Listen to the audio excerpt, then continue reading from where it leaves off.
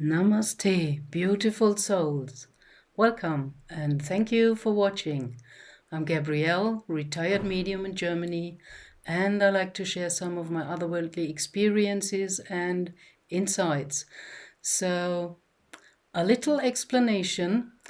I say retired because I do not work as a medium any longer with clients one-on-one, only in very special cases when I get a nudge from my guides. I've heard nearly every story and I'm a bit tired of all the stories of all the clients, thousands that I heard over the years. And if you get tired of something, then it's time to start something new. And my guides already nudged me and told me years and years, you don't have to accept every client. And are you ready to do something else? So they nudged me to be not retired on my YouTube channel, where I channel more without personal contact that sometimes lead to attachments and projections and expectations and all that kind of stuff, which is in the end analytic overlay and just disturbs the messages or even colors them away. It's not meant. And it's not always me doing that. I try to be as neutral as possible. It's the people. Whatever you tell them, they make of it their own kind of stuff.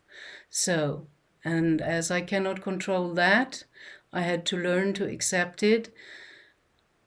With my YouTube channel, I give out freely what I know and share a lot of useful self-help videos and exercises and stuff like that. And it's up to you what you make from that. Okay, so here we go. I was asked by different people about books that I would or could recommend. So that's also a tricky question because it might be an unspecific question, because I would need to know what you are interested in. So, for example, I'm interested in archeology, forbidden archeology. That's why I informed myself listening to Michael Cremo and others. And when I read, for example, Graham Hancock, Fingerprints of the Gods, there was a fire ignited within me. And I could feel and sense that to know more and to wanting to know and understand more about lost civilizations and our hidden or forgotten past, so to speak. So, well, I pondered about the book recommendations and I landed at a book that I came in contact with while very young, 20-something, as a student, and it is still very much with me. So this video is about the I Ching, the Chinese divination or oracle book of changes, and the Tao. So I can recommend Ra, the Law of One books. That is channeled material, but it's quite accurate. You never get 100% in our dual world, in duality, but there is very little distortion in there, my opinion. Another book, if you're interested in human history, more the true human history that I can recommend, is the Urantia book, which also is very little distorted, and you can think about it what you want. There is a lot of truth in there, and well, to my medial sense, my inner perception, that feels valuable. Another book is the Course in Miracles, which is also channeled material, but to me, if I sense into it, it feels very much like Yeshua, Jesus energy. And I think it's more or less the same, like, after Buddha's death, immediately 120 splinter groups formed, everybody with kind of a plate saying, "We have the only one truth and all the others are wrong."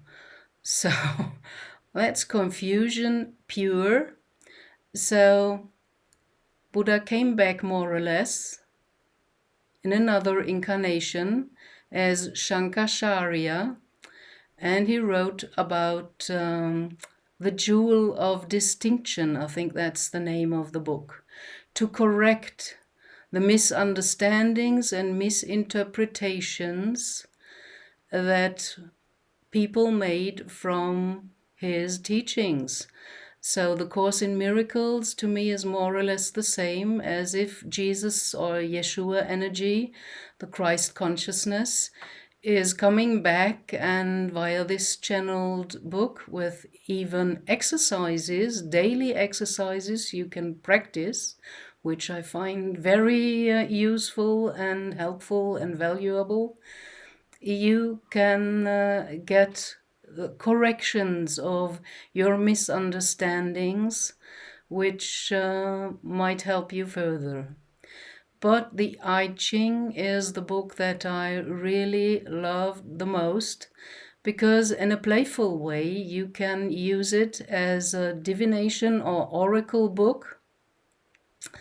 And there's a special process with sorting and dividing sticks, or a bit faster and easier throwing a coin. But before I go into some more explanations about the I Ching, I want to mention Dao or Daoism. That is like Lao Tse, my favorite Chinese wise, wrote in his book, the Tao Te King.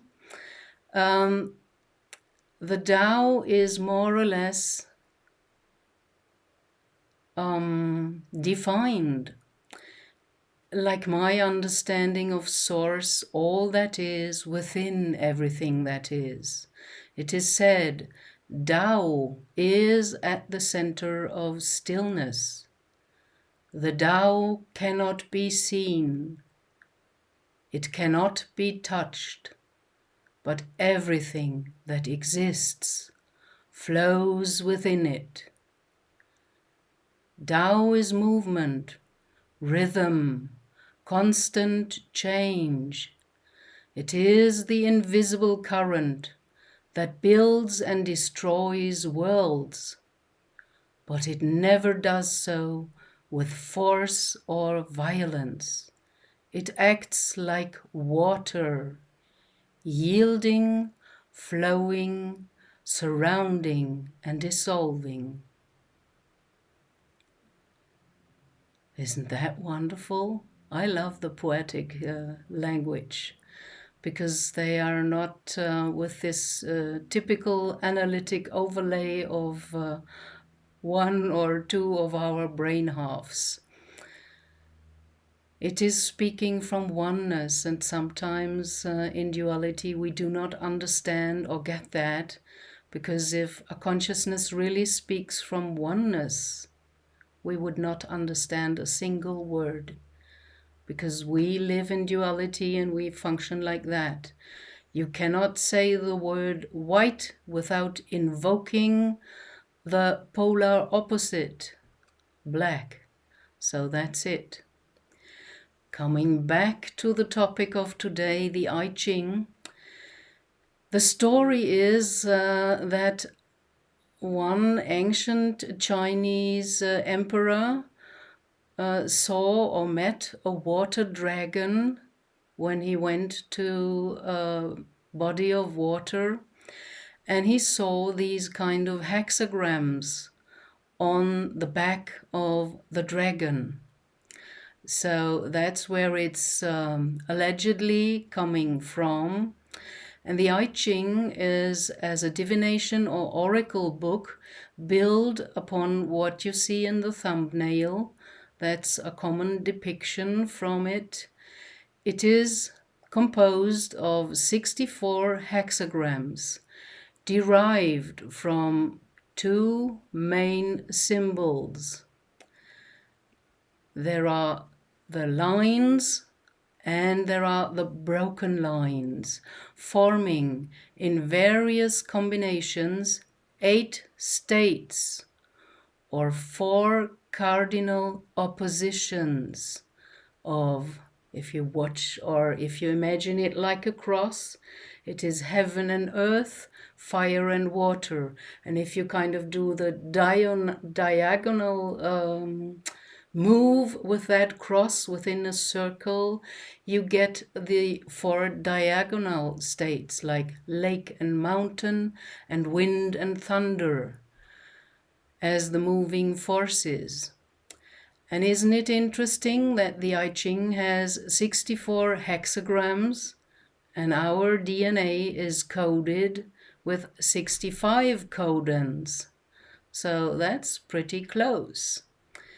The I Ching reflects in symbolic language the fundamental patterns underlying biology and physics. It is kind of a proto-system of time physics, describing temporal flow in fractal and cyclic terms, where each hexagram represents a particle of time, a unique moment that relates to others in an eternal web. Thus the Tao and the I Ching, biology and physics, converge in an integrative vision of the universe, where the flow of time and life itself are manifestations of the same deep dynamic. Understanding the Tao is understanding the invisible pulse that moves everything that exists. It is like a navigation map rather than an oracle. It does not tell you what to do. It tunes you to the rhythm of the Tao, the invisible pulse that moves the universe. So consulting the I Ching is an act of connection, a dance with time, a way of asking the cosmos, what is happening now? How can I flow with this moment? The process is either sorting 50 yarrow stalks, or maybe you can use wooden toothpicks as well, or a series of coin tosses, distinguishable with heads and tails, with 3 identical coins, copper pennies work. The process is repeated 6 times, and each result produces 1 line of the hexagram, either the whole line, the complete one, or the broken line. And it forms a building from bottom up, 1 hexagram. And each hexagram offers, in the textbook of the I Ching, a metaphor, a poetic image of a moment. And it can show you the forces at play, like the continuous line representing the male and called yang, means move forward with determination, while the broken line representing the yin and female means wait with patience. So this code from the I Ching reveals the fractal patterns of time by which you are entering into a dialogue with universe. And it changed my thinking a lot. I'm very grateful for that. I always loved the answers, although they were never so concrete, like, go there, do this, you know. And I, as a rebellious soul, if someone tells me, go there, do this, I would rebel against and maybe do the contrary. And some of you might be the same. So have that in mind, how you function and how you work as a human, programmed with all the stuff that we are fed with since birth. Nowadays, there are sites and websites in the internet that help you with the process of the I Ching. You can do the coin tossing online and get your hexagram and read what the I Ching, the Book of Changes from the Tao, tells you about your situation right now at this moment. And you can have some fun and satisfy your curiosity about yourself and your next future or what's ahead. And you're also coming in contact with a very deep language that changes you. That's what it did to me. That's why I love this book very much. And I appreciate it and hold it with great value. So that's what I wanted to share with you today.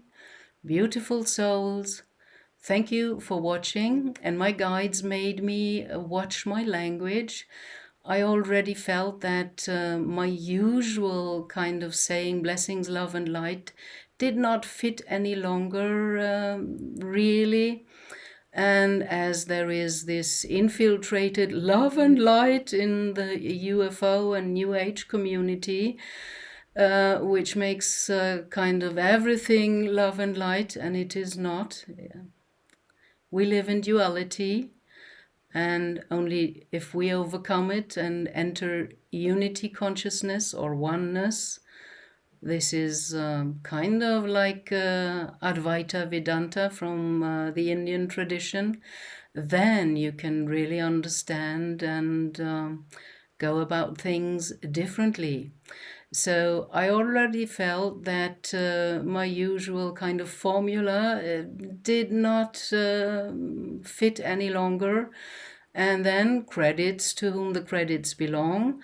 I heard George Kavasilis talk about that as well, and he kind of phrased it as liberation and fortitude. And that matches and resonates a lot with me because that is exactly what we need right now. So I'm ending now with a new saying. Blessings, liberation and fortitude to you, beautiful souls, on your soul path. Bye.